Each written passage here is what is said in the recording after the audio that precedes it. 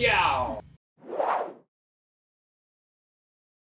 Dok, akupuntur ya. Akupuntur ini mempunyai manfaat juga ternyata di dalam dunia kecantikan gitu ya.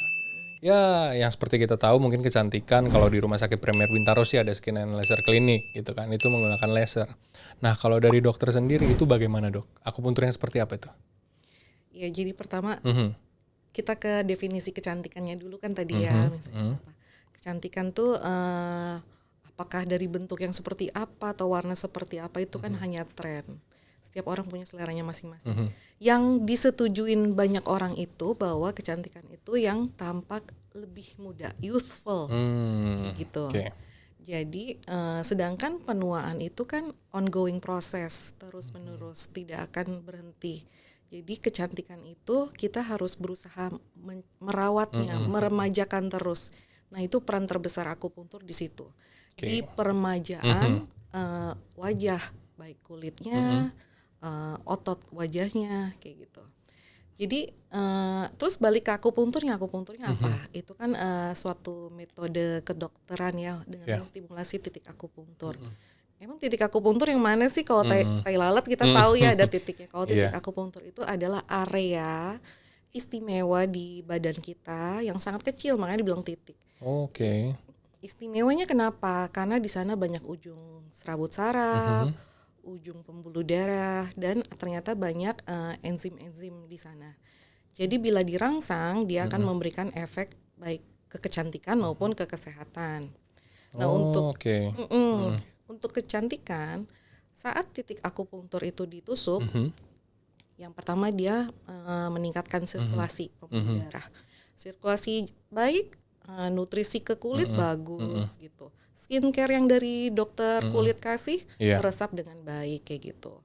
Kemudian akupunktur juga terbukti meningkatkan konsentrasi air dan lipid. Itu gunanya buat apa, Dok? Proteksi kulit. Proteksi kan kulit. Ada sekarang skincare mengandung ceramid atau lipid. Itu proteksi terhadap kulit. Proteksi dari apa? Terutama dari kerusakan dari sinar matahari atau kerusakan UV. Oke. Kemudian 80% dari berat keringnya kulit itu adalah kolagen dan elastin. Dengan usia dia akan degradasi, dia akan menua. Nah, akupuntur akan membuat dia remaja kembali. Banyak lagi, terbentuk lagi. Jadi perubahan tampilannya apa? Kerutannya berkurang, kekendurannya kembali. Jadi makin kenceng lagi. Elastis lagi, kenceng dan elastis. Kayak gitu. Dan termasuk ke otot. Ototnya mungkin dengan gravitasi kendur, agak tonus atau kekencangan ototnya terlalu tegang. Dengan akupunktur dikembalikan lagi. Nah, itu semua yang pekerjaan lokal ya, lokal di wajah. Ke tubuhnya gimana sistemik ke seluruh badan. Ternyata misalnya makin kita usia ada hormonal imbalance, itu dibalikin lagi. Kita keseimbangan lagi dan itu nanti hasilnya kulitnya lebih baik, lebih cerah. Agingnya diperlambat. Kayak gitu. Memperlambat aging atau penuaan memperlambat begitu. Aging atau meremajakan kembali. Tujuan utamanya itu untuk kecantikan. Berarti sorry Dok, bisa dibilang bahwa perbedaan dengan teknik yang ada di skin laser itu akupuntur ini lebih ke arah meremajakan atau mengembalikan lebih muda lagi ibaratnya begitu ya. Meremajakan, mengembalikan misalnya oleh laser ladangnya diganti gitu ya. Tapi kalau akupunktur digemburkan ladangnya misalnya kayak gitu, atau aliran irigasinya dibenerin kayak gitu. Jadi nanti kalau digabungin dengan teknik-teknik plastik atau estetik hasilnya lebih bagus lagi. Bahkan pemberian obat dari dermatologi lebih baik lagi hasilnya, lebih terserap lagi. Ya ibaratnya dikasih pupuk terus ada irigasi yang baik. Ada irigasi yang baik. Kayak gitu ya. Hasilnya lebih bagus. Gitu. Nah mungkin ada resiko Dok yang terjadi mungkin pada seseorang ketika dia memilih metode akupuntur pada saat memperjuangkan kecantikannya gitu. Ada nggak Dok? Memang beauty is pain ya. Harus ada penusukan atau apa gitu. Tapi dibandingkan metode lain, akupuntur itu relatif safe.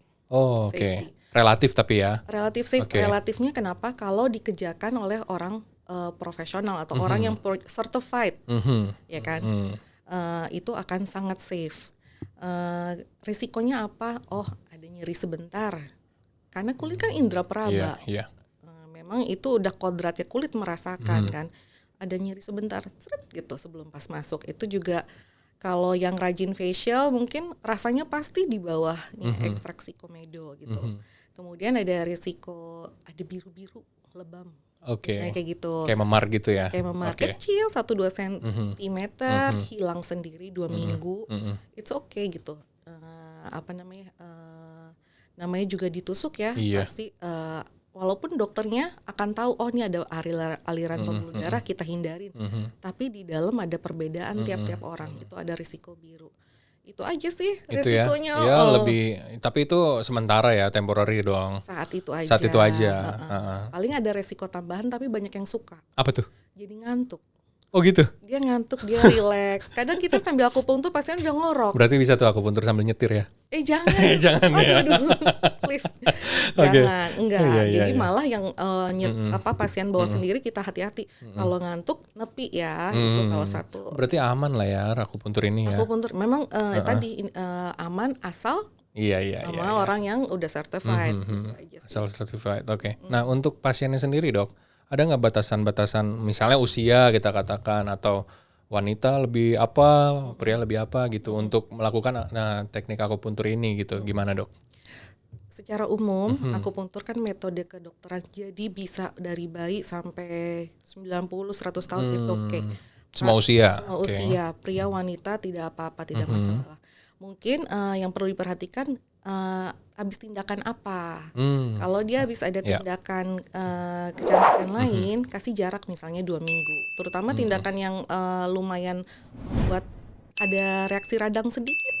Yang misalnya habis tindakan merah-merah 2 hari 3 hari. Oh berarti itu jarakin aja dengan akupunktur 1-2 minggu. Misalnya kayak gitu.